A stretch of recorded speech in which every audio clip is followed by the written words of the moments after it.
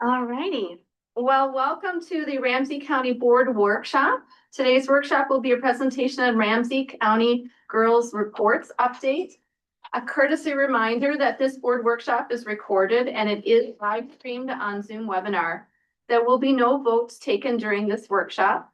We will start with introduction of commissioners and presenters around the table and then the rest of the room. I am Tara Jevonsing, Commissioner from District 1. Rafael Ortega, Commissioner, District 5. Mai Chang, Commissioner, District 6. Garrett McMurtry, Commissioner, District 3. Kelly Miller, Commissioner, District 7. Elijah Norris Holiday, Planning Manager for the Office of Safety and Justice. Fallon Quinn, Planning Manager for Social Services. Shakira Washington, Vice President of Research at Justice and Joy National Collaborative. Christy Cobbs, Planning Manager, County Manager's Office. Lynn Becker, County Manager. Mary Jo McGuire, Commissioner, District 2. Clemens Barrett, I'm here with Chief Executive. Hi, Lori Ray is Deputy County Manager for the Safety and Justice Services. Monica Long, Director of Community Correction. Community Care, Public Health Director. Lee Sersing, I'm a Supervisor in Juvenile Probation. Christine Bangor, Integrated Health and Justice Administrator of the Office of Safety and Justice. Larry Timmerman, Administrative Services Director, Health and Wellness. Andrew Greenlee, Deputy Chief of Staff. Peter Ashley, Deputy County Manager, Health and Wellness Services. Sophia Thompson, Social Services Director. Michelle Diaz, Justice and Joy National Collaborative Senior Director. Paula Schenker, longstanding advocate for girls, who's delighted at what you do. Nicole Clement, Representative Attorney's Office. Rena Moran, Commissioner, District 4. Excellent. Today's workshop will provide an overview and background on the development of the Girls Report through a partnership with Justice and Joy National Collaborative and Partnerships for Permanence. The presentation will explore why gender matters and understanding how girls and gender expansive youth experience systems differently.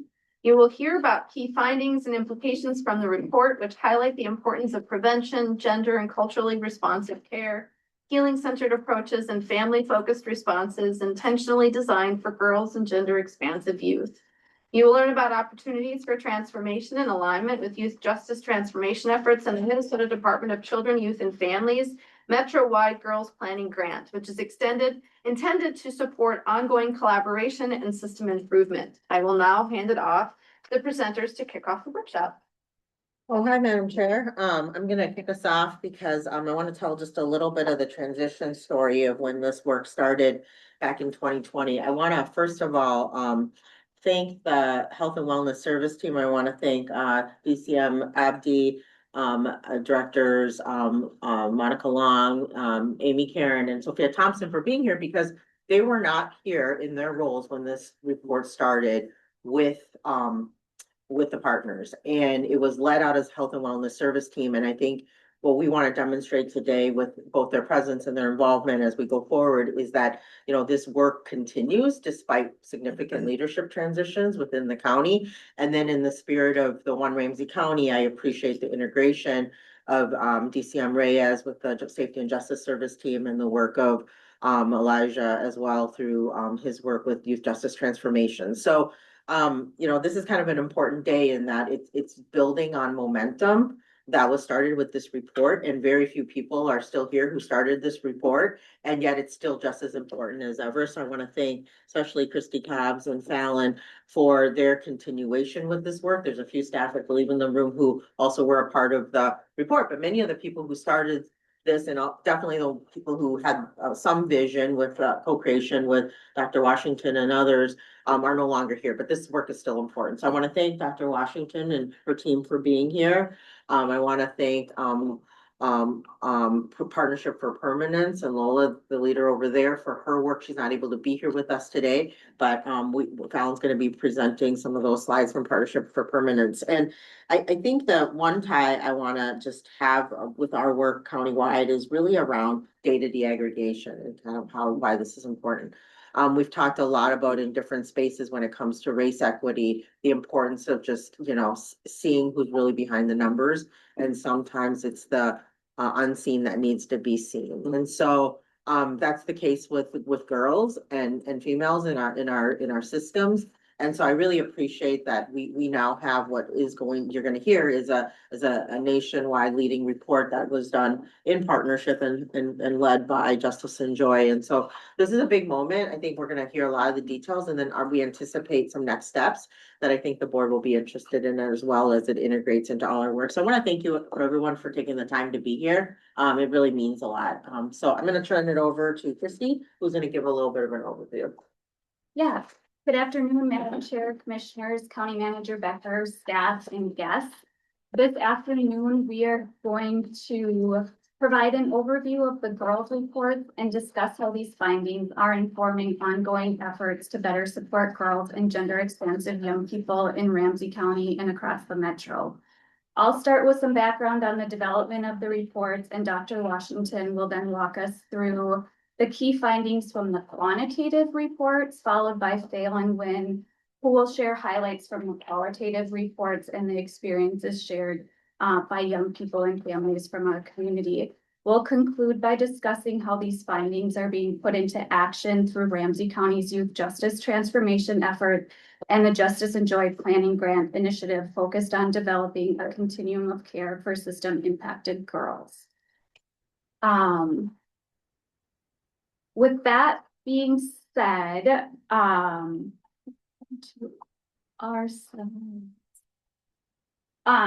okay. Before we dive in, I'd like to note that throughout today's presentation, the term girls is used in the most inclusive way possible and includes cisgender and transgender girls, as well as gender non-conforming and gender expansive young people whose experiences are reflected in this work. We recognize that much of the administrative data available within child welfare and the youth legal system is currently collected and reported using binary male-female categories. While the quantitative data is limited by those reporting structures, this work intentionally seeks to better understand and elevate the experiences of all young people impacted by systems. Through qualitative research and community engagement processes, we work to ensure that gender expansive voices and experiences were included alongside the data. Our goal was to ensure that all young people represented in these reports are seen, heard, and included in conversations about improving outcomes and creating more responsive systems of care. So at its core, this effort is about upstream cross-system redesign, moving earlier, working across departments, and creating supports that better meet the needs of girls and gender expansive young people. This work began in 2020 with leadership from Public Health, Social Services, and Community Corrections, who recognized a gap in how we understood and responded to system impacted girls. They asked a very simple question. What do girls actually need, and how do we design systems to meet those needs? From that direction, we launched a comprehensive effort that is now reflected in these reports. Together, these reports were designed not only to better help us understand the challenges girls face, but also to galvanize leadership, families, and community partners around a shared vision of creating a culturally grounded, trauma-informed, female-responsive continuum of care that emphasizes prevention, early intervention, and community-based supports for girls and their families. The Girls Report are the result of a 5-year partnership between Ramsey County, Justice and Joy National Collaborative, and a local partnership for permanence. Each partner brought a unique perspective and experience to the work. Ramsey County provided leadership, data, and operational knowledge across child welfare and youth legal systems. Justice and Joy National Collaborative led the quantitative analysis and helped us understand patterns, trends, and opportunities for system improvement. Partnerships for Permanence led community engagement efforts, ensuring that the voices of girls and gender expansive youth and families were central to this process. The first report that Dr. Washington will walk through uses data to better understand who girls are in our systems, how they move through those systems, and where opportunities exist for earlier intervention and support. The second report that Phelan will walk through centers the lived experiences of young people and families helping us understand not only what is happening in the data, but how those experiences are felt and understood by those most impacted. Together, these reports provide a more complete picture than either could alone. Ramsey County is the first jurisdiction in the nation to examine girls' involvement across child welfare and youth legal system with this level of upstream depth and clarity, rather than focusing only on youth once they enter the juvenile justice system. This work looks earlier, examining the pathways, experiences, and system interactions that often precede deeper system involvement. And from there, I will turn it over to Thank you, Christy. So Partnerships for Permanence, or P4P, is unable to be here today. That's what County Manager Becker identified in the beginning. And so today I was given the opportunity to present for them. P4P is an organization that bridges gaps for young people who have experienced the child welfare system. They are youth and professionals with lived experience in the child welfare system who are creating systems change through advocacy, training, and support services. P4P is developing the next generation of leaders who are looking to transform child welfare systems. Good afternoon, and thank you again for the invitation to discuss and talk about the Ramsey County Girls Reports and Continuum of Care Planning Grant. Again, my name is Shakira Washington, and I'm Vice President of Research at Justice and Joy National Collaborative. Just a little bit about our organization. Justice and Joy National Collaborative is an intergenerational gender and racial justice organization that has been in existence for more than 143 years. Our work includes a range of activities, including advocacy, organizing, research, and training and technical assistance. While our work is intended to address the needs of all young people, we primarily focus on girls, young women, and gender-expansive young people who have faced a range of challenges, including involvement in the child welfare and juvenile justice systems. As you can see on this slide, the little map over there, we have partnerships with a number of individuals and organizations across the country who are also addressing the many issues faced by girls and gender-expansive young people. I could go on for a pretty long time about the work that we do, but I'll just sort of redirect you to our website at www.justiceandjoynatl.org. As you can see, and you will continue to see throughout today's presentation, this work has involved a large number of partners across departments, divisions, and community organizations. This was not something that any one single team could have accomplished alone. The data lift behind the girls' report was extensive. It involved pulling records across systems, cleaning and matching data, reviewing individual case patterns, and validating findings with both national experts and local practitioners. It required a level of collaboration, commitment, and persistence that truly reflects the best of Ramsey County. We are grateful for the support and expertise that so many people who are listed on this slide have brought to this process. Their contributions made it possible for us to understand girls' experience with this level of depth and accuracy, and their partnership will continue to be essential as we move forward from reports to action. While some of the individuals who helped launch and guide this work have since moved on from Ramsey County, we are excited to see them bring these lessons and insights into new leadership roles across the region and beyond. With that, I'll turn it over to Shakira. Okay. So as Christy mentioned, this 5-year effort was designed to increase our awareness about the pathways of girls through Ramsey County's child welfare and juvenile justice systems. This effort was a mixed method study that included both quantitative and qualitative data collection and analysis. My presentation will primarily be focused on really sort of looking at the top level key findings from the quantitative study. And I definitely encourage everyone to read the actual report, which is kind of steep with lots of numbers, but really provides a better understanding of our actual methods and findings. The quantitative study really sort of examined data that was collected by Ramsey County Social Services and Community Corrections. Data was pulled from the Minnesota Social Services Information System and the County Court Services Tracking System, and included open cases of young people 14 years of age and older in both systems between the dates of January 1st, 2018 and December 31st, 2021.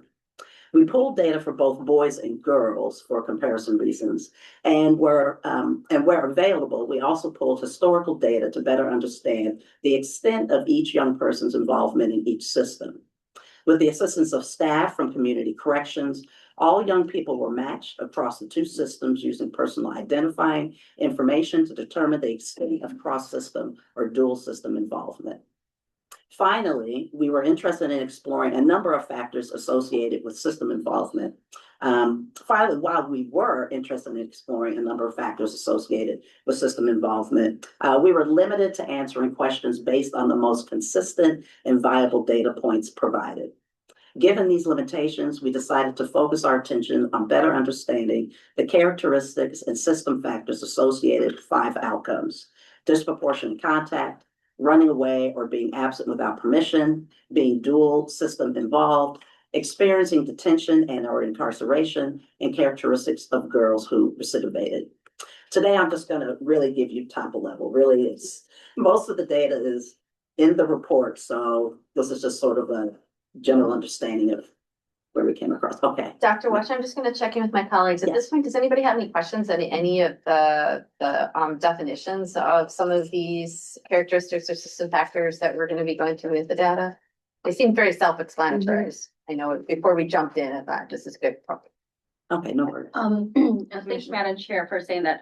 You know, I seem to think that I know some of our demographics in Ramsey County already too, but do you have those demographics for Ramsey County of like what the population is like currently for girls that's in Ramsey County? Offhand, no. We can Got get the that. most recent data. Mhm. Yeah. Okay.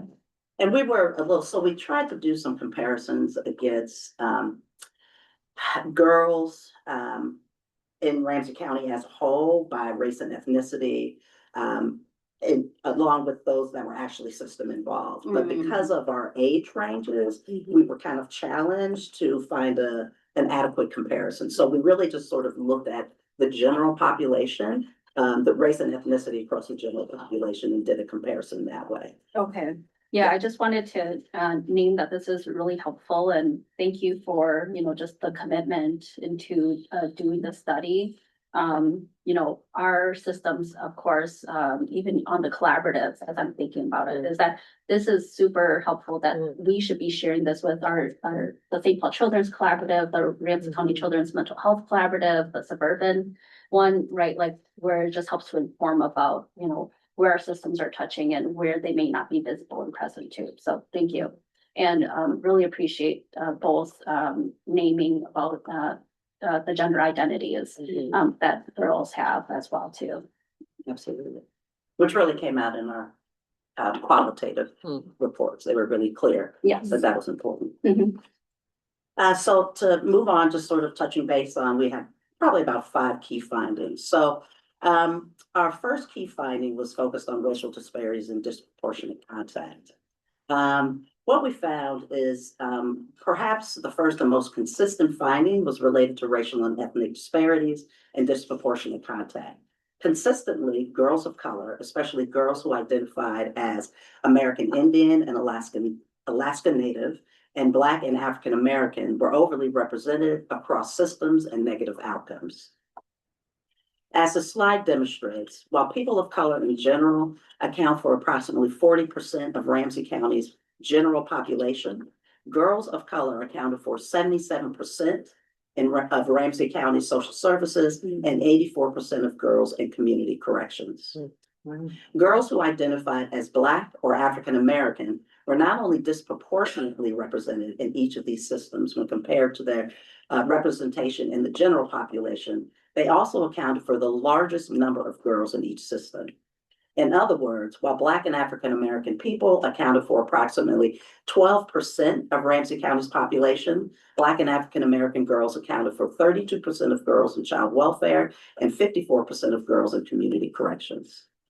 Also, when we looked at outcomes such as out-of-home placement, dual system involvement, being absent without permission, and being detained and or incarcerated, Girls who identified as Black and African American were again disproportionately represented compared to their representation in the general population, and also accounted for the largest number of girls with these experiences and exposures. Girls who identified as American Indian and Alaska Native, while not accounting for a large number of girls having these experiences, they were consistently disproportionately represented when compared to their representation in the general population. So just wanted to see if there were any questions around. Dr. Rushing, I think one of the quietness is because we've been looking at some of these disparities throughout our work. And so while we're not okay with these disparities, this is not news to us. It's work we're all actively engaged in. I'm sure I might ask a question here. I'm so grateful that we are looking at girls. Did you overlay the boys too? I mean, the boys that are in the system. I'm trying to, is it similar to their, versus the general pop? Is it just is it the others? Like if girls are 12%, I'm trying to see if are the boys equally boys of color, are they disproportionately, Yeah, right. So they is are it similar is what I'm wondering. They definitely are disproportionately represented Yes, right. across both systems. Right. We unfortunately Don't do that yet. did not look specifically at their data, even though the numbers might be in the report. Yeah. Because we're really trying to, we only I wanted totally to get it, yeah. do these target points where we did comparisons with girls and boys. But then we also wanted the rest of the report really primarily to focus on And the I really, experiences of girls. as I said, I really appreciate that. I was just curious in the comparisons, how they might look. Absolutely. Okay. And I can, go back into our reports and see I'm if that guessing, information. we're gonna be able to deduce some of this, so we can keep going on that. And Thank I you. also might have the data just sort of sitting on Yeah. the desktop, so Thanks. I can always go back and possibly look at those numbers and send those to you. Thank you.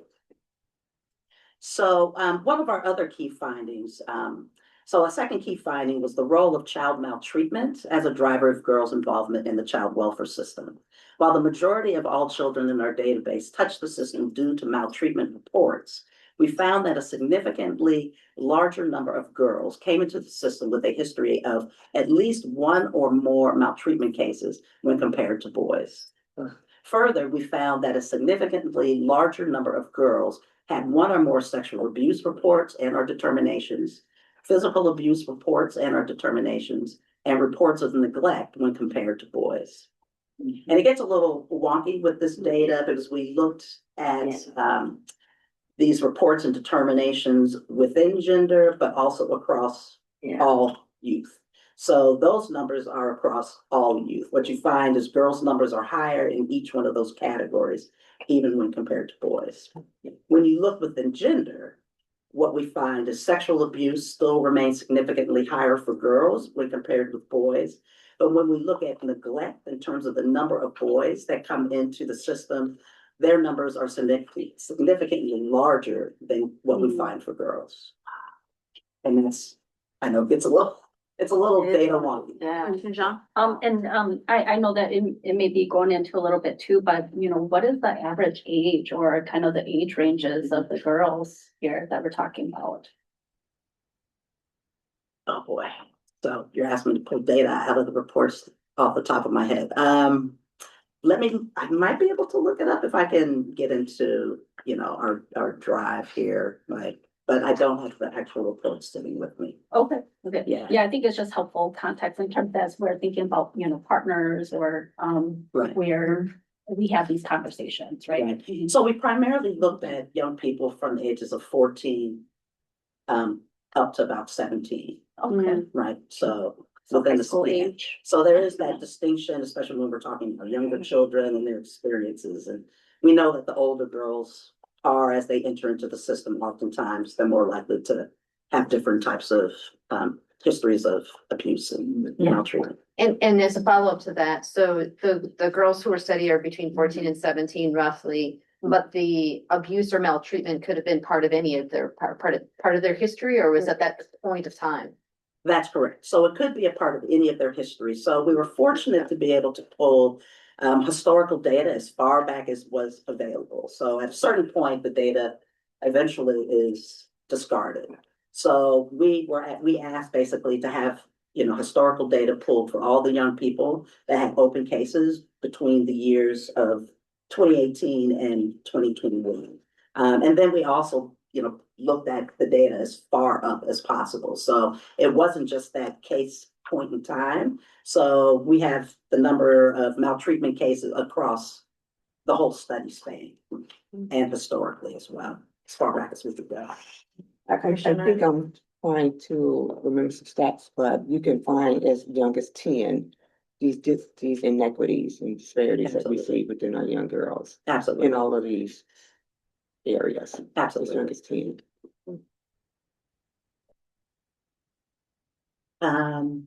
So let's see, so. Sorry, I'm getting lost in my little reading here. Let's see. So further, we found that a significantly larger number of girls had one or more sexual abuse, et cetera, et cetera. So as an example of how this played out in our study, we found that 855 girls versus 350 boys had a history of having one or more sexual abuse cases in their files. This disparity was found across other forms of maltreatment as well. So there's a table that actually looks at those numbers. It's a little bit confusing, but you can see it inside the report. So our third key finding was related to girls' experiences with out-of-home placement, especially congregate care. Nationally, it is estimated that somewhere between 14 to about 20% of children investigated for maltreatment will experience at least one out-of-home placement during their time of system involvement. For Ramsey County, this was about average. So about 830 girls, or approximately 18% of girls in our study, experienced at least one out-of-home placement while system involved. The good news is that the majority, or nearly 60% of girls, experienced one or two placements, and that was it across their time within the system or within our study range. On the other extreme, we did find that approximately 30% of girls in our study experienced 4 or more out-of-home placements, indicating a smaller yet higher need group of girls warranting more targeted services and programs. So there's some good news that the majority are kind of touch, and then out. But then there's also that concern about who is that 30% that are more high need. Yes. Having my skeptical correlation versus causation connection, is it that 31% ended up needing more touches, but do we know if it was that a mismatch, like we weren't providing them with the appropriate intercept at the first time, and so it wasn't that they were specifically having greater needs or more problematic complex situations, but we just were not meeting them where they were at? Do we know that from this data? Unfortunately, we don't know that from this data. All we have is how many times they were placed into out-of-home placement. Okay. Again, as we were some of us were discussing at the beginning of this meeting, I really encourage a case review process of girls' files and boys' files, all young people's files, because really that's where you're going to see the notes. That's where you're going to see the key details about what led to this particular placement. Was it a child's behavior, or was there something that was dropped within, maybe the system? And unfortunately, that was the only place where that data could actually be found. So we were hoping to have other indicators in terms of the data that we were able to pull, but it was really limited. And there were also some issues because at a certain point, the data actually began, the definitions of some of the data points actually changed. Some data stopped being collected just because of changes and reforms that were happening in the system. So it made it kind of difficult to look at some of the data across different, across the years. So let's see.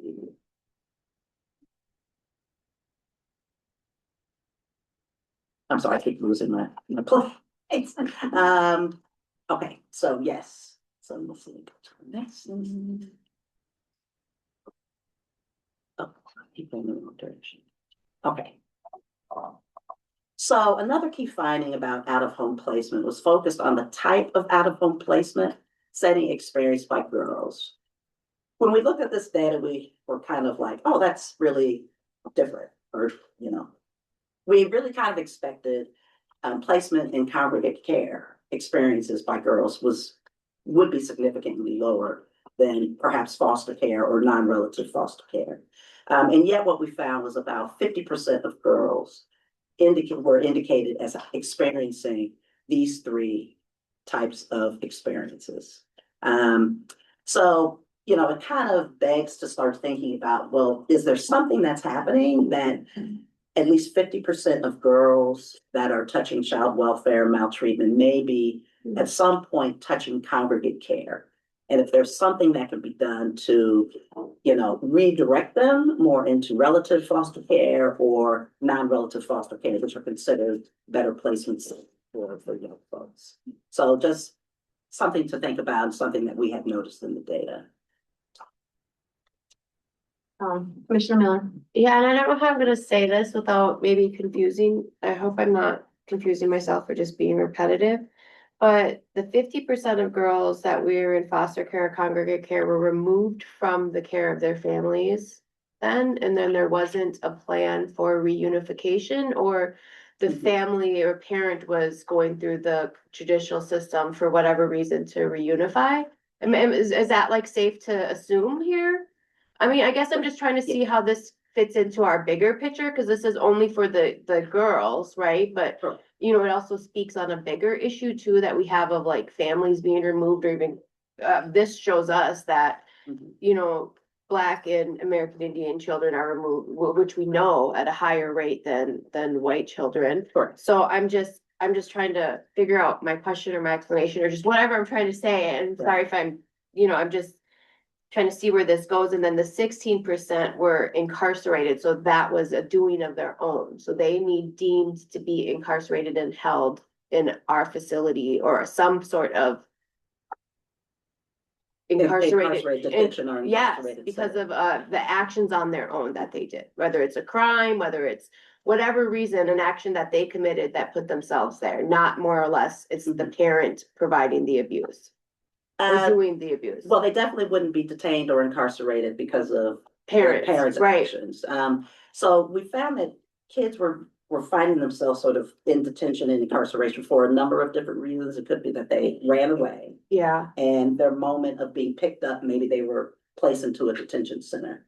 Then there were young people who, you know, may have actually committed a crime of some sort, who then were arrested and then perhaps either placed in detention or actually incarcerated. So do we then also have data that correlates with this one for reunification and removal of the homes, or even just the touch point? Because this also doesn't show us how long that they were there. So the kids could have been removed for a 36-hour hold and then given back to their family, and it That's could have been correct. counted as one out-of-home placement. That's correct. Okay, That's so correct. the So- data is kind of, it's there, but it's not, doesn't paint the full picture. It doesn't paint the full picture. So we did find that a number of children were removed quickly and then brought back to families. Okay. So that was, in fact, the majority of young folks were sort of removed, did a touch point, and then went back to And family. receive the services the family needed through our system or whatever system or community supports that they needed. Correct. Okay. Let me see if this is.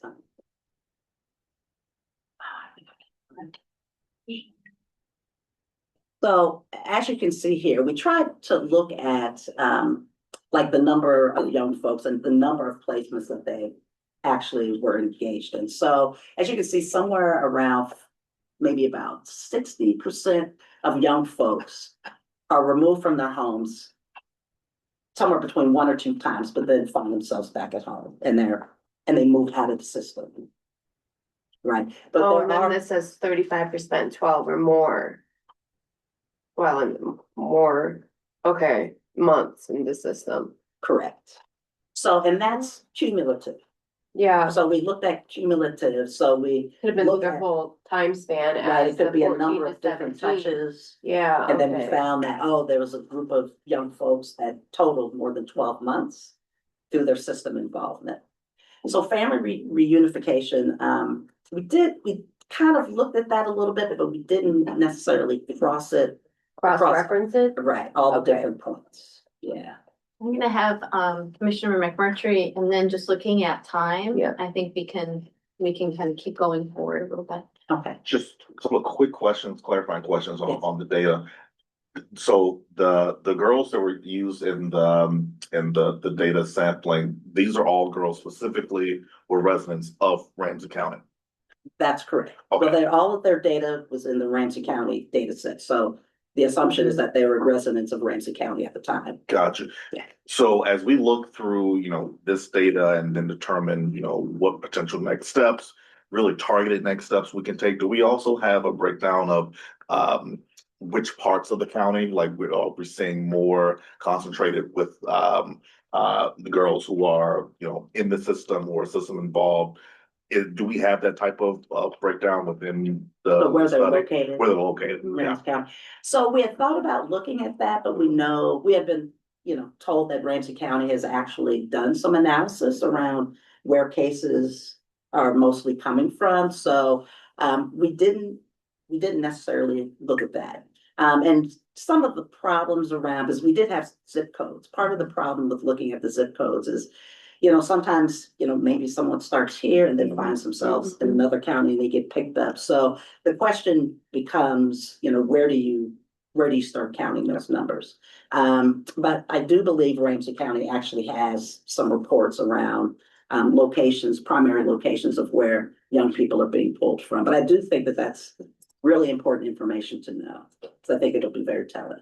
Yeah, I was gonna say, Elijah, do you have a sense of that with work? Yeah. Joint JT? Yeah, on the community correction side, we do disaggregate our data by race, ethnicity, gender, geography, and offense type. And so we can absolutely pull those numbers for you, or where the girls are coming from and boys are coming from based off of the zip codes that's provided in the referring agency as well. So whether it was St. Paul PD, Maplewood PD, the sheriff's office, we absolutely can collect that information.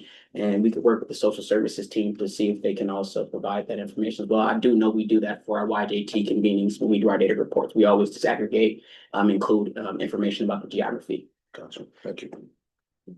Commissioner Moran, quick. So as we look at, out of home placement, is there anything in here that shows the type of out of home placement, where they place what, this is the whole, the system, where they place what family or kinship care, were they in detention, were there any support services given to the girls? What type of support was there for them, or is this just cycling of like in and out? So we don't have information on the types of support services that were provided. We do have numbers on how many ended up in, kinship care, and non-kinship care, et cetera. But we didn't go through, because also what is happening is what you're seeing is young people are experiencing a number of different types of placements. So it may be a relative care, that same person may experience congregate care, that same person may experience, maybe they go into reunification and then find themselves back. I think that's important to know what as a county, what type of supports, what is happening. Absolutely. Absolutely. So we get some more, we can see that a little bit more, it could be good. Yeah, I'm not sure if we had that information, because sometimes just in terms of the types of services that young folks were actually being provided, I think there could have been some inconsistency around data collection. So again, where it's more consistent is in the data, in the case files. So sometimes there's just a lag or inconsistency around hitting that data point. So I think we had some concerns just around. I have a lot of concerns. Okay. If we're not collecting it, if we're not able to see that, if we don't know what's happening. Right. You can't serve girls. Absolutely. And their families if you don't know, where they are, what conditions are impacting their lives and what type of services, because what we do is lots of times these girls are being trafficked, and so if we're not we're not meeting their needs, then, or if we're not tracking it in Ramsey County, hopefully we are, then we should be, and we need to be knowing, because we cannot respond to a crisis if we don't know what the crisis is. Madam Chair, I have a quick question. Yes, isn't it slide 12 that talks about the different locations for out-of-home placements? Where it says relative foster care, non-relative foster care, congregate care. Yeah. But I want to see where they're going. If there's relative care, was it 1%? Were they in detention, 20%? Yeah, it is on that slide. On that slide, it has the Mhm. data. Right, so 48, close to 49% of girls experience relative foster care. So out of the Which one? You're pulling away. 830 girls that were removed from their homes, about half of them at some point through their records experience relative foster care. Okay. And then another half It's good to know it's here. That experience would be a problem. non-relative foster care, and another half, it was indicated in their files that they experienced congregate care at some point. And again, you know, one girl may have experienced just one or all three or all 4 or 5 out of home placement settings.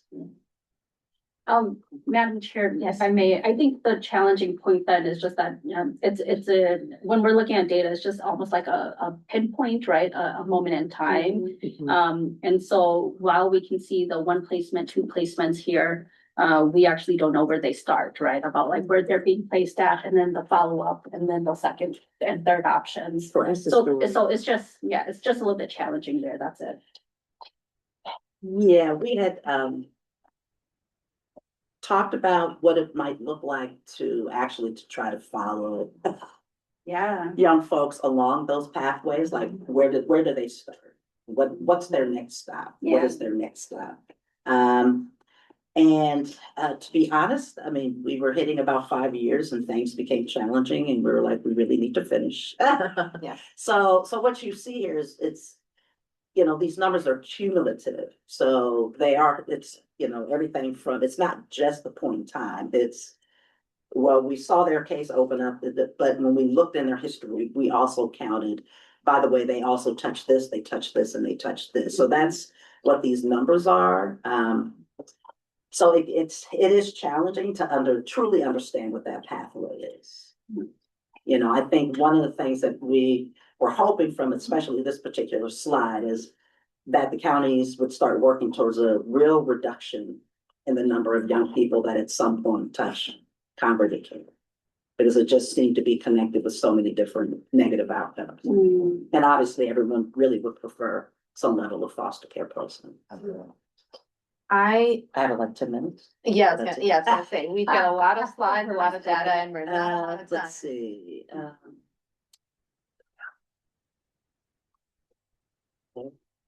That seems to take me. Right, okay. So let's see. So when it came to out-of-home placement, you know, some of the significant associations that we found in terms of negative outcomes was that about 7, so for girls who found themselves, who ended up running from the system, 73% of those girls had a history of out-of-home placement, and 61% of those girls had a history of out-of-home placement in congregate care. So we can see that there's some sort of connection. It could be because they ran, that they ended up in out-of-home placement, or it could be, you know, maybe they ran from an out-of-home placement. But we know that this is a significant factor that seems to be in the lives of girls who take off from our systems, take off from placement settings. We also find the same thing when it comes to dual system involved young people. We find that they have a history of some level of out-of-home placement, as well as 44% have a history of out-of-home placement in a congregate care setting. So again, like, you know, the chicken or the egg situation, that's something that needs deeper investigation, like which comes first? Is it the out-of-home placement that comes first and then the young person runs? Or is it out-of-home placement that comes first and the young person commits a crime or finds themselves dually involved with the correctional system? So those are some things that still need deeper investigation that we didn't examine in this particular study. In my mind goes to your earlier slides as far as also the underlying either trauma of maltreatment or sexual abuse, and who in the home or home family ecosystem may make them more ripe for running away or a congregate setting because there isn't a logical safe place. Absolutely. These are all just questions, right? We Yeah. don't know exactly what. And what we find, you know, just nationally is, everybody's always asking that basic question, what are girls running from? And, again, we've done some case file reviews of girls who have found themselves in the youth legal system. And just about all of their cases, at some point, they've experienced some form of sexual or physical abuse, which then leads to them engaging in riskier behaviors, including or running and leaving the house, which then pulls them deeper and deeper into a variety of different There's a systems. system that's supporting them. And often Black girls are subject of being more older than they are. Yeah, adultification. Yes, Yeah. that often happens with like young girls. Yeah. Could be babies if you're 10, but yeah. Absolutely. So again, racial and ethnic disparities when it comes to out-of-home placements, American Indian, Alaska Native, Black African American, and multiracial girls were found to be more likely to be placed in an out-of-home placement when compared to their white counterparts in this particular study. Why? Sorry? Why? Well, I would probably look and target some systemic bias as one place to begin looking. Also, cultural responsiveness, I think, is extremely important. Having understanding of different cultures within our communities, I think, can be really helpful. When we start thinking about, oh, well, some cultures do things a little bit differently. Let's really work with families versus some families do things differently. We're just going to take them into the home. We're not going to figure out ways to work with different families. And some of this information actually, some of the families, some of the parents really sort of talked about this in the qualitative report. They talked about being extremely stressed. They talked about, I'm financially strapped. I have these children. I'm trying to go to school. I'm trying to work full time. Yes, I kind of lost my mind, and now I've lost my children. One woman who was from a different country, it kind of brought me to tears a little bit. Actually, I don't even want to get into it, but she described what it felt like to watch people in a war-torn country where she had come from lose their children to war, but then to come to this country and then to lose her children to the system and to not be able to see her children again. And the impact that it had on not just her, but also her other family members. So cultural awareness, I think these things are they're absolutely imperative. We all are raised differently and have different backgrounds. And sometimes some of us are just really struggling. And sometimes the system, unfortunately, punishes people for being challenged in life. You're really struggling. And so the question is how can we build systems that better support families economically, mentally, emotionally, that really, and people talked about, what I really want you to do is I need for you to come in and say, we're here to help. We really are here to help. Versus you've done something wrong and we're going to keep looking and we're going to Find something. break up your families. But I don't, so hold on with that, I think maybe we should jump. So Maybe do the corrections. the corrections, okay, so Why don't we hold off any of our data questions until the presentation, until we're done with this part of the presentation?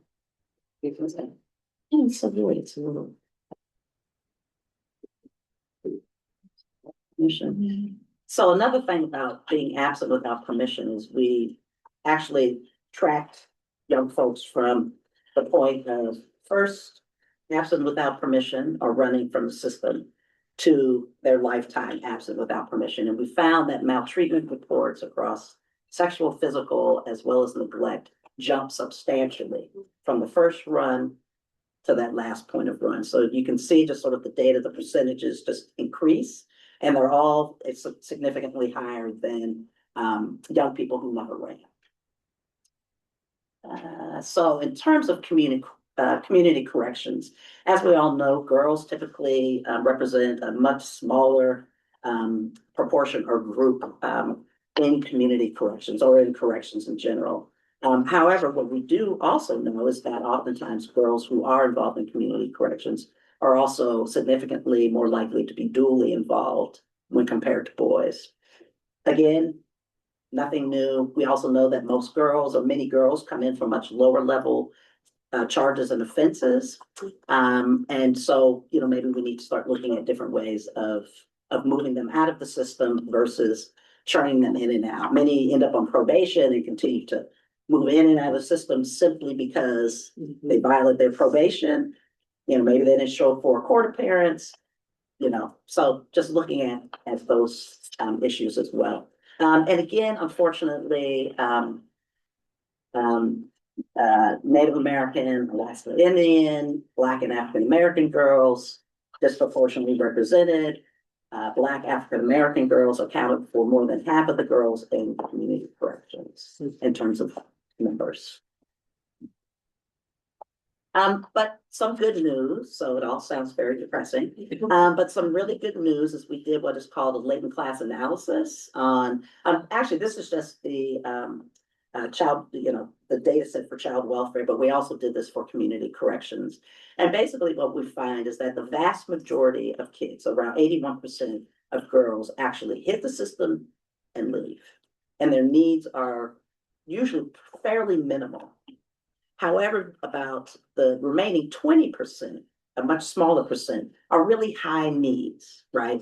Like this is where most of the resources, services, monies really need to be focused. And as you can see, the number, especially by the time you get to, class 3 or that third group of girls, about, 3 or 4% of the girls, they really are challenged and dealing with some substantial issues. So, if we can start identifying who those young folks are, we can really start kind of really honing in those services into their direction. And, hopefully pushing more of that 81% further and further away from, or not even bringing them into the system. And I think that's it. Yeah. I have one quick question. In this study, do we have a sense of how many of these young women, girls, but becoming young women, end up being mothers themselves as part of the system? I mean, was that a factor at all in some of it, if not really? Well, we don't have those particular numbers. I think, I guess as part of the complexity of finding placement and their, of complexity of them finding a path forward, I guess is one piece. It was a question I was wondering. and I'm not sure if we had a data point that would have actually provided that type of information. Anecdotally, I mean, every facility I've ever been in have been mothers and literally pregnant girls right there in the system. And in terms of service delivery and ensuring that they are set up and ready to go once they leave the system, we know that there's a dearth of programming around those issues. So. And I found myself correcting in real time, women, young women, actually, these are girls, even if they're mothers, right? Yeah. But wanting to hold the complexity of that experience. Absolutely. Right?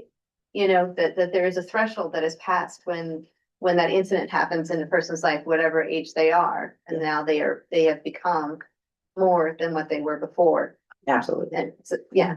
Can I just say to your point that you see here in class, even class 1, 2, and 3 gets higher, when we look at the sexual abuse that is happening with girls. Yeah.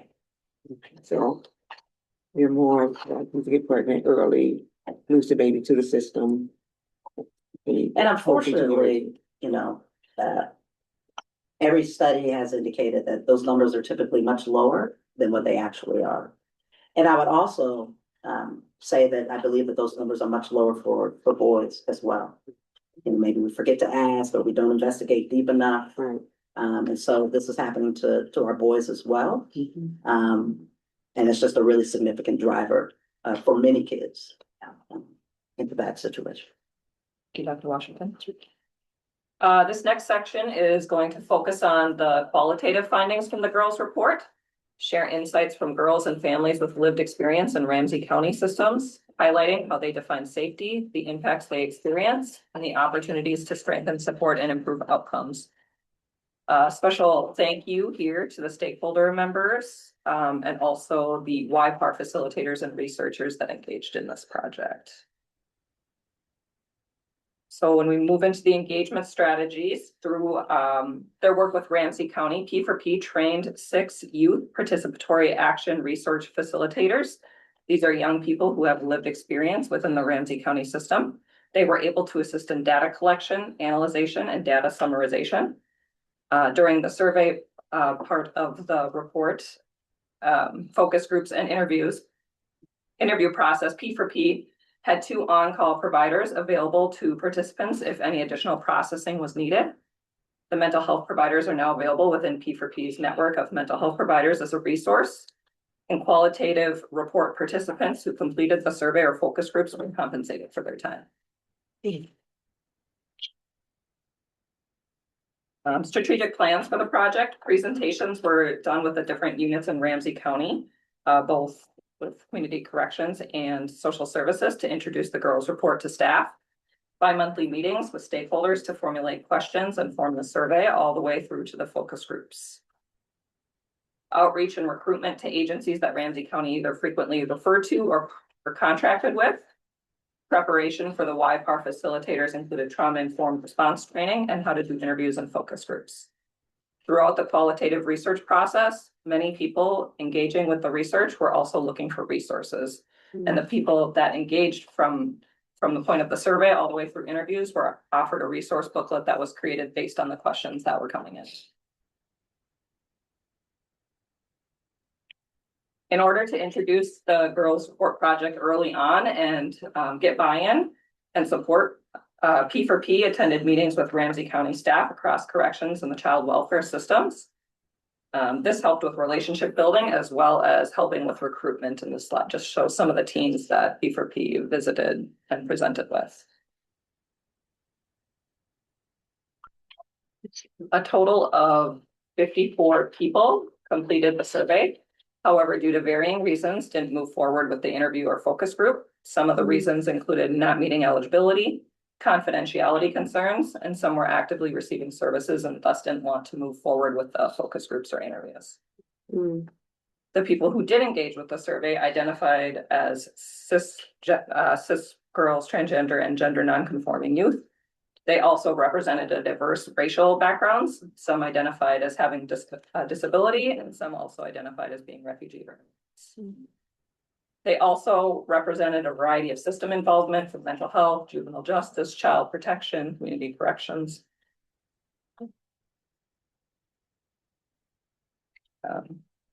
Through work with the stakeholder groups, questions from 4 categories emerged: system impact, safety, system engagement, and relational approach, and the system services and programs.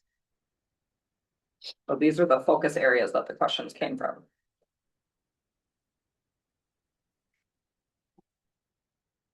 The next few slides are going to review the findings, first for the girls who completed the study, and then from their parents regarding system impact. Family relationships were often strained and complicated by the system impact.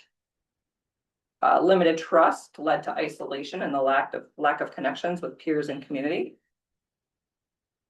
And girls, when it came to category of safety, girls described safety as being heard, supported, stable, and cared for, not simply protected. There was a need for clarity with communication and a lack of being heard by the adults involved. There was an express need to understand more about what was happening with their cases, and they were being asked to provide future plans without having time to heal from major life changes that were happening to them.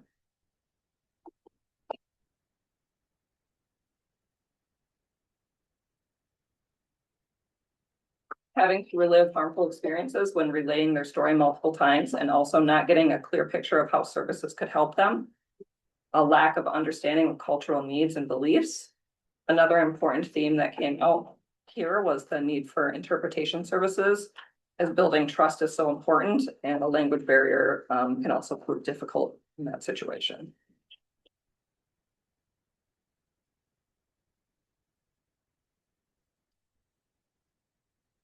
Moving into the parents' findings, parents felt more urgency than the system did and often reported feeling isolation with the shame and fear created by system involvement.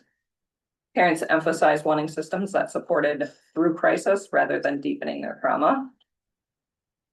Parents also wanted systems that supported through specifically mental health crisis. And they reported needing basic resource support, but also longer term support for basic needs, such as one example would be like financial literacy classes.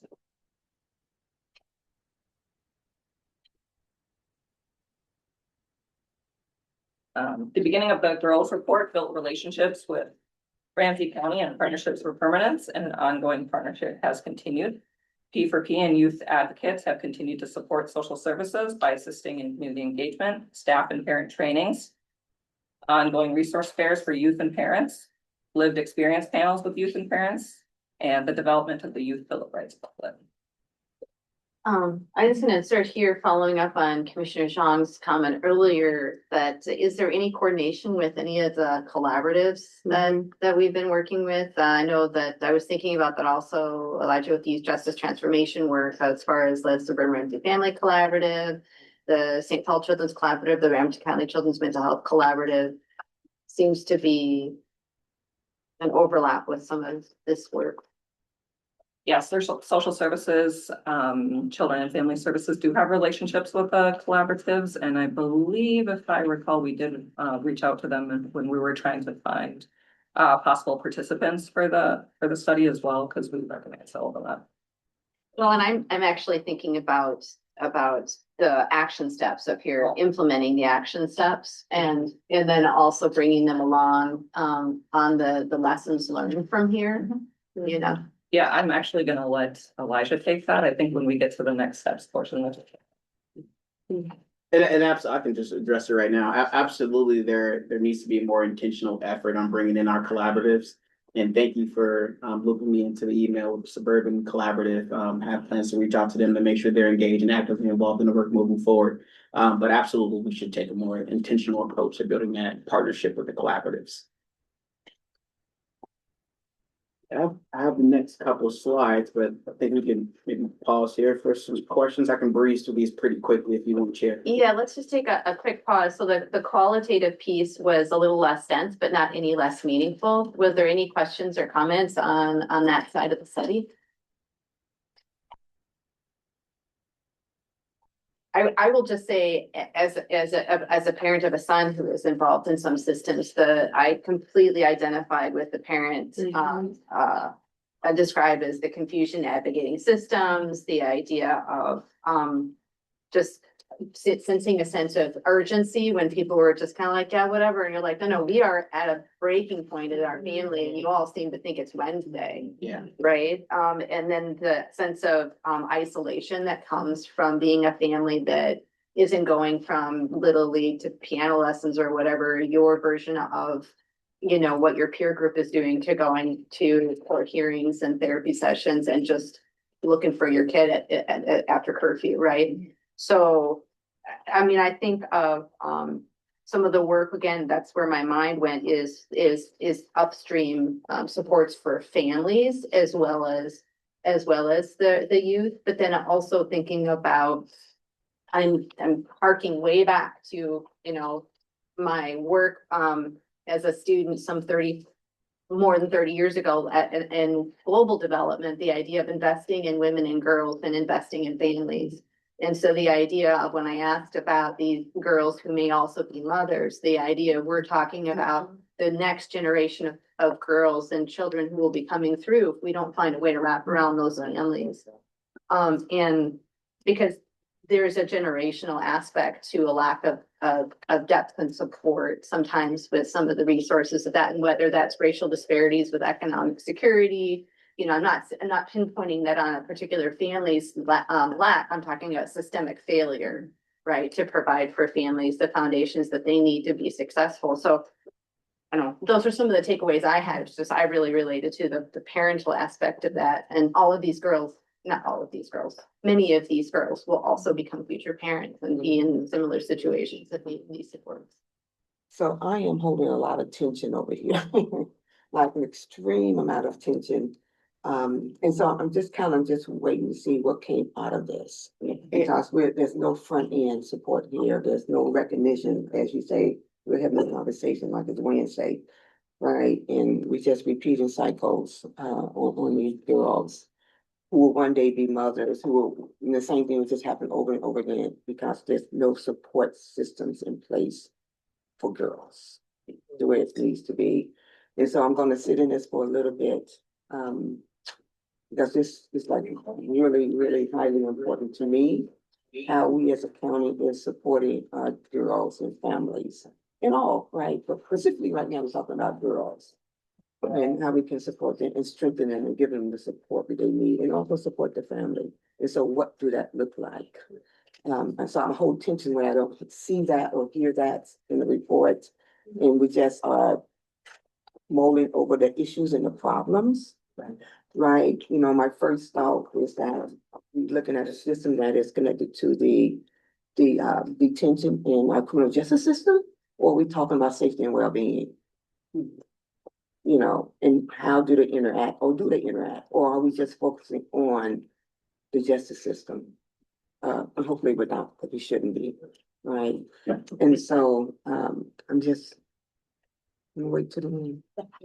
That may tee us up, but I kind of have the same thing. I wanna wait till you do your part at the end for these next steps, and then I kind of have a couple questions and suggestions, because this was just a study for a certain point in time. It's Yeah. not Mhm. what is happening Right. now. Yeah. This is not recent data, so I kind of I'm gonna wait, and then I'm gonna So ask. I would also just recommend, I just think, I think number data is really great, but for voices Yeah. of the young folks and families Yes. is critical. Yes. If you get a chance to read to that report, I know it's really big, but they really have a lot of really important things to say, and just especially around their needs, crisis services. I mean, over and over again, they talked about, my child was in crisis. I called this number. They said, we won't take them. Call these people. They said, we won't take them, et cetera, et cetera. And I know, so one of the things we had thought about including some recommendations around which directions to go, but we know that there's a lot that's already happening here in Ramsey County. So, you know, a lot of some of the suggestions that we brought up were already happening. So, you know, this is just sort of the jumping off point. You know, that ideally you can sort of use this as a guide to say, okay, well, we know we're doing this, we're working on that, but let's really. I don't know what we're doing because you didn't share that. Or did you share it? Oh, I think Elijah. We're gonna get to it. Okay, Yeah. that's good. So So, we'll touch a little bit on that, and I just want to preface my couple of slides by saying this is the thought process okay. around transition this work from corrections, social services under YJT. So we can take a more intentional look at how we can be preventative and upstream investments, because that's what the approach of YJT is, right? How to prevent young people and families from going into the system. If they're in the system, how we can have meaningful interventions to quickly exit them from the system. And if they're part of our deep ends of our system, how do we put much wraparound support services around that family? So when they re-enter back into community, they are re-entering with more services that they need. And now this allows us to take a more gender specific approach to providing those services under the YGT umbrella. So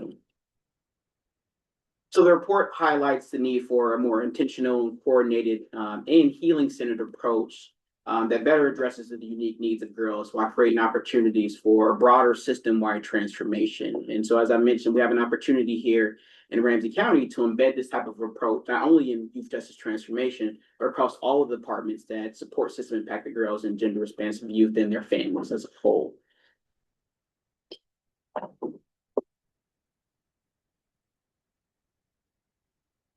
And YJT intends to use the Girls Report to drive data-informed decision-making, gender-responsive youth justice transformation efforts that ensure girls and gender-responsive youth are visible not only in the data, but they're also reflected in the planning, the programs that we're creating, and we're intentionally designing systems that actually are going to respond to the needs of our justice-impacted girls and gender-responsive youth. We also expect that all the departments that interface with our justice impacted girls and gender responsive youth adapt these strategies and actions to better serve this population of justice impacted youth. With the intent of leveraging this report that was created by Justice and Joy to really figure out how do we strengthen our data practices, how we integrate gender responsive approaches into our planning and policy processing, and how we use this information to inform our prevention and intervention strategies, ensuring that girls and gender responsive youth are intentionally considered in all aspects of our future investments, programs, and system reforms. I want to take a second to acknowledge some of the specific actions that we're going to be prioritizing this year and beyond, including using this data and information to inform how Ramsey County is going to implement the Minnesota African American Family Preservation Child Welfare Disproportionality Act. We're also going to be leveraging this data and information to help us respond to the new law that passed and that's going to be implemented August 1st around raise the age, that raises the age of delinquency from 10 years old to 13 years old. So that's a population of young people that we're now going to be serving the social services model instead of through community corrections, as well as planning a media rollout sometime around September of this year. And then we'll have Dr. Washington talk a little bit around the planning grant that we received in partnership and collaboration with Justice Joy taking the lead with support of Ramsey County and other community partners as well. So those are some of the things that we're going to be prioritizing, working on. Those are some of the strategies on the left-hand side, and those are a few key pieces of action that are going to be taking place in youth justice transformation. I would just say that one of the couple of things that came to mind when I was reading through this list, thinking of our One Ramsey County, was some of the appropriate response work that we're doing when there is domestic violence or violence in the home, and wondering how, like, again, when we're giving resources to that thought, or this is a potential person who may become system involved, meaning if there are minors in the home, and what that might mean for us being reactive or proactive. And the other thing is some of our work with our sexual violence work that's been going on, and the idea of the ability of providing somebody who has had that experience the autonomy and agency of when and how to tell that story, and when that those stories are then, that experience is then implemented or not, as they advocate for what they need to feel safe and adjudicated. And just wondering if we're expanding that down into our girl victims or girls that have experienced some of these experiences. And just things that are already in my mind. And I do like the idea that we're integrating this throughout different programs, and we're not siloing how we're approaching this. Thank you. Oh, yeah, I was just gonna say, Madam Chair, I think, this is a sample list of the most immediate things we thought that already are on our work plans and things we're already working on.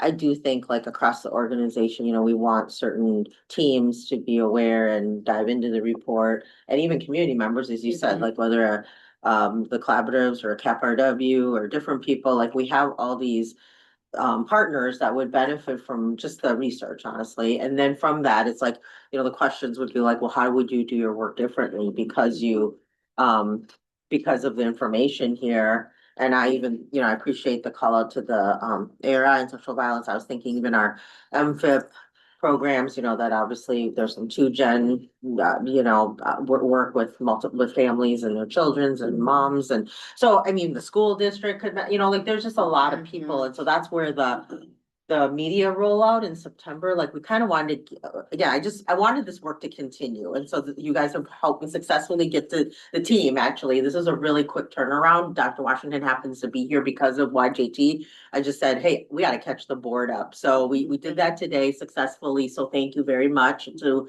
everybody who scurried to do that. And then now it's kind of the opportunity is for us to figure out sort of the work that we get to do together with some of this information. I agree with Commissioner Moran, like, think this is, really focused on understanding the girls are very involved in the systems already. And we have to sort of continue to push back to, like, how they never get there in the first place. And so I think that's probably some of that tension she's holding. And I think we have to have those conversations, but I'm just really grateful that this is, still a thing that we started. It's difficult with large leadership transitions where kind of could die, and I just really appreciate that that's not happening here. And even with key partners like Dr. Washington and with Partners for Permanence, they have a lot of things they would like to do with this report. And so I think, we're throwing this out into the ecosystem. We've reached out to all the metro area counties. I know we're going to give us a couple slides on this planning grant, but Dakota County has a lot of interest in helping build a continuum. So when it comes to even our youth treatment homework, the continuum of where girls are going, where they get plays, we know that we can't provide all the solutions. It has to be, a whole community broader than Ramsey County. So it's a milestone in a sense, but we have more work to do. So hopefully that's helpful, Chair. Commissioner Miller, John. Okay, so I just have a few things, because again, I'm feeling what you're feeling, Commissioner, and just have a lot of someone who comes from community, like this just. One, great that this was started in 2020, but it's already 2026. So we're already behind the ball. We already are new numbers, new data sets. I'm curious to see how this data compares to now with other programs and other, initiatives that the county has started. I mean, like we've had a lot of change, like you said, Ling, within the county itself with the way we deliver social services, family services, the way we, when families are even reported in that direction, right? Like how are they provided the supports, given the supports so they can avoid being taken out of their home. So that's where I'm kind of curious to see, do we have any data that shows now and kind of, follows up to this, because it is 6 years old. I understand data, but I also want to be cautious that we're not always being so extractive from our communities and, our families and the people impacted by these systems as well, because that's just, again, just reopening. I think there are some really great work being done in the community. A lot of these solutions, a lot of the solutions to some of these issues, community's already working on it. Like I come from a cultural community of color that has the lowest number of population with high disparities. That tells you a lot right there. And we are already working tirelessly to address some of these issues. So, really making sure you work with community and not trying to tell them how to do the work, but really learning alongside them. I mean, that was one of the main reasons why we created the hub, right? Was a lot of we knew what we needed to do. We just needed the support and resources to do it. So, I mean, this is great information. I really, really applaud the work you're doing, especially the work you're doing for sure. I mean, so however I can be a partner in helping this and just add, connections, resources, ideas, even if stuff that you guys are like, oh, God, she's saying the same thing. I already know, right? Like, just let me know. I want to be able to be helpful in this area. Chair Driven Singh, Commissioner Miller, thank you. And we do have some recent data. I can talk a little about some of the recent data on the correction side. We're actually going to be doing our YGT stakeholder convening tomorrow. And we're actually going to be intentionally focusing on the girls population, looking at the admissions data from the JDC and then juvenile probation. And out-of-home placement was relatively low last year. So we're not going to present on that data because it could be potentially identifying information. But we had 3 girls, or young people identified as girl or female, in out-of-home placement all of 2025. So that's the data that I had. We had 72 youth who identified as female admitted to the JDC during 2025. 67% of that population identified as Black or African American. So that's about 49 youth out of the 72. And then we had 102 youth who identified as female that were placed on probation. Young people do have the option to identify with the non-gender conforming identity. They just chose not to do so on that data set that we have, but that is an option for them. And a note came up one time in a couple slides back around like some of the offenses or top offenses where we see people who identify as female coming into the system. And as was stated by Dr. Washington, a majority of the girls that come into the system are coming in on misdemeanor or gross misdemeanor offenses, not felony level offenses. And of those gross misdemeanor and misdemeanor offenses, a majority of that conduct or offense is for some type of assault. So 32% came in on a misdemeanor domestic assault, 14% came in on a misdemeanor 5th degree assault, and then 11% fell into that felony bucket, which only made up 42% of that entire 72 young people. Came in on a felony 2nd degree assault. So those are the top 3 offenses for the population that we looked at for 2025. So I will just say if folks are not involved with the YJT work, Elijah, I think that all of us are privy to attend those meetings, correct? Yes, so I would encourage either, some to keep tabs of that. Commissioner Zhang and then Commissioner Grant. Yeah, I just wanted to lift up, 2 of the tension pieces of where I am at too, is just also about like the data and the feedback that we get continuously and here is just that parents are stressed and they want support and not fear punishment, when they're looking for those resources and wanting a centralized way to get that information. So I'm glad that we have some of the training curricula that was presented. I think the next step is just about like how accessible this is and or where can we place it to be upstream more. And then the second one is just the tension that I have that I just want to name about girls more likely to experience sexual assault and abuse and is still being underreported. And the problem that we have as a country of not believing like survivors. So I think the question begs for us is like, how as we as a system, how do we treat girls when they are sharing these experiences with us? And most of the times it's from a person that they know. Whether that be a family member, a family friend, a relative, it's someone that they know, and that adds on to that stress too. So how are, like, when we identify those situations, like, how are we working to believe them and making sure that they're in a safe environment and working with them as a family to navigate those challenges? So, ditto. You know, the slides here around the parents' findings and the girls' findings, I think we need to really look deeply at those and figure out how we're going to, what it is that Ramsey County is going to do and do better, right? We've been planning this for 6 years. You have a planning grant. How much is the planning grant? Defer to Dr. Washington. Should we follow her last couple of Yeah, slides on what's next? So we got 200,000, which is like nothing. It's not enough. Yeah. Right, and we're planning what, and it's, how long is that planning gonna take before we get to some action? Or is this about moving to action now? Or do we need to study this some more and do some more planning? And what do the planning looks like at this point in time, right?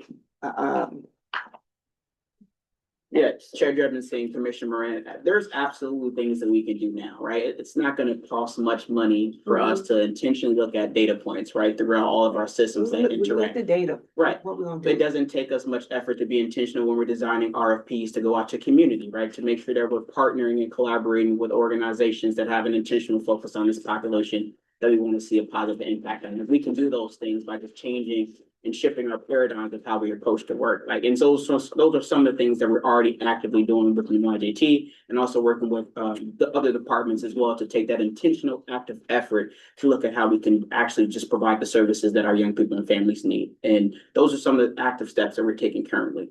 Because we have to move this out of a justice system. Yeah. Right, it can't be a standalone justice system problem and solution, right? There's some healing, there has to be some health and wellness, there has to be some housing. We have to address the mental health, we have to address all of these things that are impacting girls and families in their lives. And so I'm looking at how do we do what we do in rep service and partner with other social service entities here in Ramsey County, and don't just let this lie in, because the criminal justice system has a different type of mindset. It's it's a different mindset, it's a different practice. And so we really need to coordinate our efforts. Support services, we might have to look at WIC, we have to look at our FAST, we have to look at all of those are interconnected in changing lives of our girls and their mothers and their parents and their families, right? And when a girl is assaulted, this minor, right? So now you say this, it's minor. Well, we know what happens as this continues on. That small assault turns into a felony. That felony may turn into murder because our girls are saying, "You're not seeing me, you're not hearing me, you're not supporting." And that's what the families, that's what the parents are saying. And so I'm hoping that we have to move a little bit quicker here. Been 5 years, 6 years now, we got a planning grant. I don't know what we do a planning grant too, and so that's another 2 years, maybe max. What? I don't know, $200,000 ain't gonna take it that far. Maybe 6 months. But we have to move to some real action like yesterday to begin to have a dent and create success out of the mess that we are talking about right now. That's me. I know we are over time, but I think that can we hear the last bit about the funding grant? We can probably just breeze through this. Yeah, you want to do just a. It's real quick. Yeah, so It's all doing Justice that. and Joy applied for the planning grant through the Department of Children, Youth and Family Services. Congratulations, I wanna say. Yeah. And we received it. Thank you. With a lot of support from Ramsey County without the state. And we recognize that there is, many of the metro counties, they rely on the same placement facilities, many of the same programs and services. And really it's just, again, taking that intentional effort to identify what those services are, who those program providers are, and what resources and support they need to expand on their abilities to respond to the needs of justice impacted girls and their families. And so we have a shared continuum of care, which is grounded in shared data, sharing training, shared commitments. And hopefully this will allow us to, create a more consistent, culturally specific and gender responsive, trauma focused, supports around the metro region. And so we're collaborating with Dakota County, Hennepin County, Anoka County has been invited to help us on this planning grant effort. And we just understand that no single county can meet the full scope of the needs in our girls. And we understand that also these girls and families are transient, right? Meaning they go across different counties. And just because they start a service in Ramsey County doesn't mean that service will be disrupted just because they move or go to a different community, right? How do we continue to wrap around them and support them wherever they go? It's the point of this. And here's some of the planning activities that's taken place. So developing a shared understanding around the girls' report, so sharing this with our stakeholders. We're doing this board presentation with you all today. We're going to be presenting some of this information to our YJT stakeholders tomorrow, as well as engaging that collective group of folks throughout the rest of this planning grant effort. In the fall, I think we're planning around September, September 9th. To do our system mapping, and gap analysis activity where we do a full inventory of female responsive culturally specific providers and to be able to assess culturally grounded healing resources that are in our communities. Can I ask you a question about all of these? What are they? Are they supporters? These are all of our partners. Funding, do they put some money up? Yep, all of our partners. They're just partnering on this grant. On the $200,000 grant? So a part of it, so we did, so for the cross county workforce development, we had a lot of these organizations show up last Wednesday, Thursday, and Friday to do a Think Trauma and QPR suicide prevention curriculum. And so those are a lot of the partners that participated in that. So that was one of the outcomes that was tied to this grant, was doing that training. And so now it was a trainer model. So now we have, I think, 8 or 9 folks that are prepared to go off to train more people around how to successfully intervene when we experience or encounter young people that are considering suicide. So that was one of the last things tied to this, as well as creating that long-term shared training calendar across different counties on gender and culturally responsive trauma-informed approaches. So those are kind of the 3 big items tied to this planning grant that we have. So I just wanted to, one of the things that I feel that I just continuously sort of experience is the reality is a lot of what we're dealing with are public health issues. And it's absolutely critical that public health be involved, and especially mental health services and systems be involved in what is happening with our families and our young folks. And it needs to happen early on. So we want to try to catch people before they even touch these systems and start moving through these systems. You know, I mean, it's just, we just have, mental health is just a serious challenge. And that's not just here, it is all across the country.